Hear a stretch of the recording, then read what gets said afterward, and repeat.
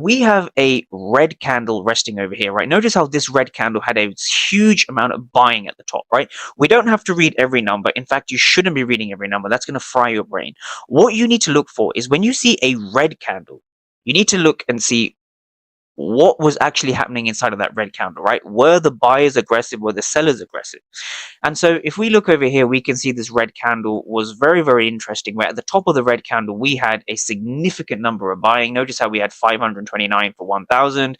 We had a 0 for 10 at the top. So we saw a finished auction. We saw a ton of blue delta, which represents aggressive buying.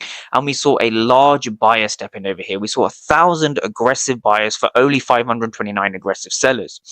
Despite that being said, the market was able to find what we call, this is an area of resistance. This is a true area of resistance. So when we go back to the candlestick chart, what the candlestick chart is representing here is that this is the same price action over here. So we saw a huge amount of buyers in this area. Now, did buyers succeed at driving price higher?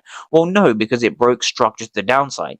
And this is the next thing I want traders to understand. When you are looking for a market structure shift, right, this is your market structure shift, but you need to validate what's going on over here, right? So the circled region I've given you corresponds to what you see over here. This is that circled region.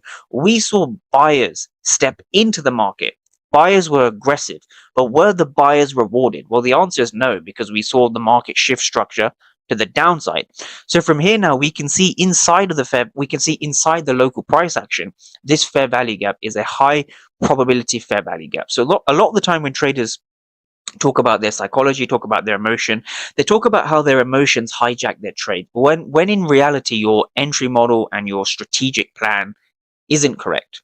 And there's easy ways to fix that, right? So first of all, you want to be looking for a liquidity sweep. So if we go back to